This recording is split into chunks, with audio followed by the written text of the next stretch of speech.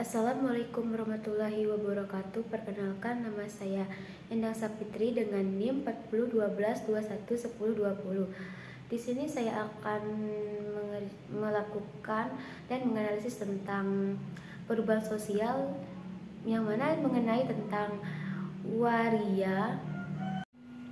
Di Indonesia, transgender sering disebut dengan waria secara perlahan bertambah jumlahnya. Pada tahun 2005 lebih kurang terdapat 4.000 waria, dan di tahun 2010 dikatakan bahwa jumlah waria sekitar 1,6% dari 240 juta penduduk Indonesia. Sejarah keberadaan transgender di Indonesia berawal dari sekitar tahun 1965 yang mencapai puncaknya di tahun 1970. Saat itu didirikan Asosiasi Waria Indonesia oleh Gubernur. Keberadaan para transgender termasuk di dalamnya transqueerisme ini menjadi suatu polemik di dalam masyarakat.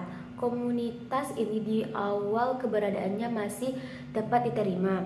Namun dengan berjalannya waktu, yaitu sekitar tahun 1980, mulai berkemunculan pertentangan terhadap mereka. Banyak alasan yang menjadi dasar sulitnya penerimaan terhadap mereka, mulai dari sudut pandang agama, norma, serta hukum yang mengatur bahwa pembagian jenis kelamin hanya dua, yaitu laki-laki dan perempuan, serta adanya stigma yang berkembang di masyarakat bahwa transgender merupakan sumber penyakit seperti HIV. Bahkan di beberapa negara, keberadaan transgender yang merupakan minoritas seksual dianggap membahayakan kesehatan dan moral masyarakat. Kesadaran dan kemajuan zaman akan keberadaan kaum yang ini seharusnya membuka pandangan lebih luas tentang masalah yang akan muncul apabila keberadaan mereka tidak diakomodasi dengan baik oleh pihak-pihak pemangku kebijakan. Selama masih ada diskriminasi terhadap mereka, maka penindasan akan terus terjadi, mulai dari pekerjaan tidak diberikan sehingga kehidupan perekonomian tidak membaik, kesehatan mereka tidak terurus, bahkan stigma bahwa mereka adalah sebagai sumber penularan HIV bisa terjadi. Ditambah lagi keabsahan surat-surat penting yang perlu mencantumkan jenis kelamin. Keberadaan surat-surat ini sangat penting seperti akta lahir, surat pernikahan untuk mengurus bank atau pinjaman, dan lain-lainnya. Karena itu, keinginan untuk merubah jenis kelamin pada akhirnya bukan menjadi suatu hal yang bisa terus dianggap tidak ada, dan ini akan menjadi salah satu bentuk tugas dari. Berikut adalah beberapa kebijakan dan undang-undang yang melindungi hak waria. 1. Undang-Undang Hak Asasi Manusia. Undang-undang ini membatasi sikap warga negara termasuk aparatnya dan mengatur kesetaraan semua orang di dalam hukum dan pelayanan.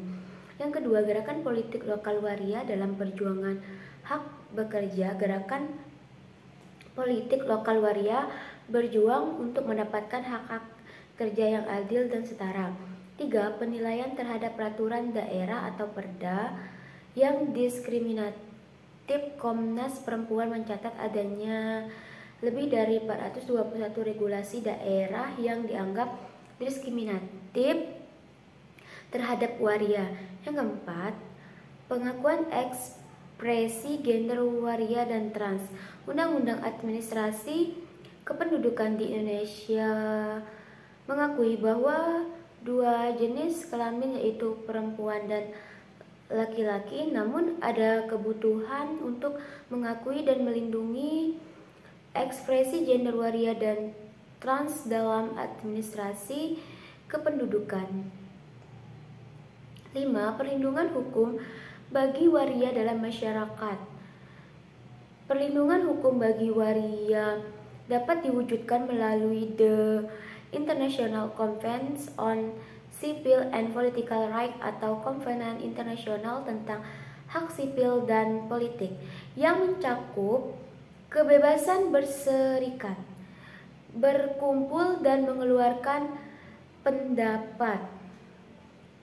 Kedudukan hukum transgender di Indonesia yang ditinjau dari perspektif hukum positif yang berlaku umum di Indonesia adalah bahwa peraturan perundang-undangan di Indonesia hanya menetapkan dua jenis kelamin, yaitu pria dan wanita. Hal ini dapat dilihat dari Undang-Undang Republik Indonesia Nomor 1 Tahun 1974 tentang perkawinan yang telah dirubah beberapa peraturannya di dalam Undang-Undang Republik Indonesia Nomor 16 Tahun 2019 tentang perubahan atas Undang-Undang Republik Indonesia Nomor 1 Tahun 1974 tentang perkawinan dan ketentuan serupa mengenai keterangan jenis kelamin pada kartu tanda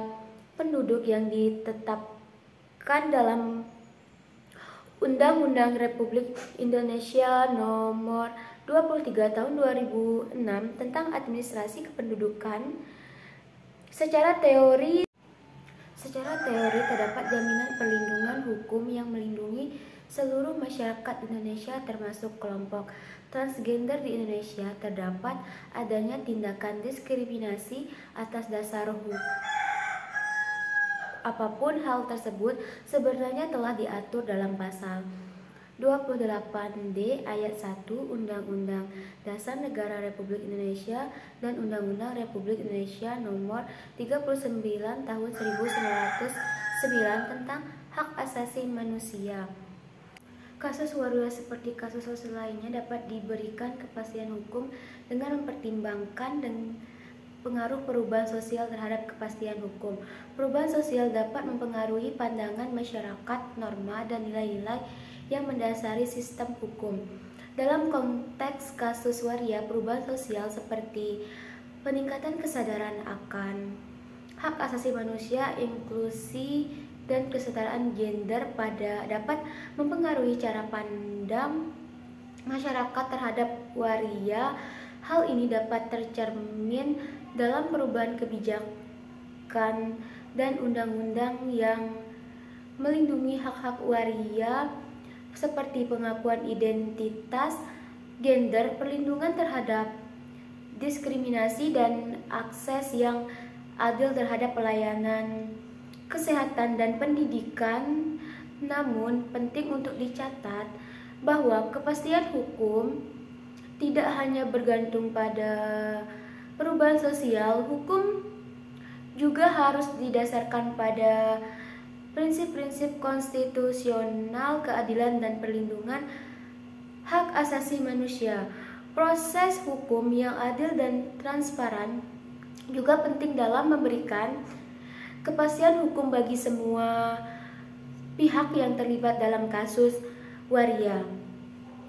Itu saja yang dapat saya jelaskan dari materi perubahan sosial tentang transgender waria. Akhir kata saya ucapkan wassalamualaikum warahmatullahi wabarakatuh.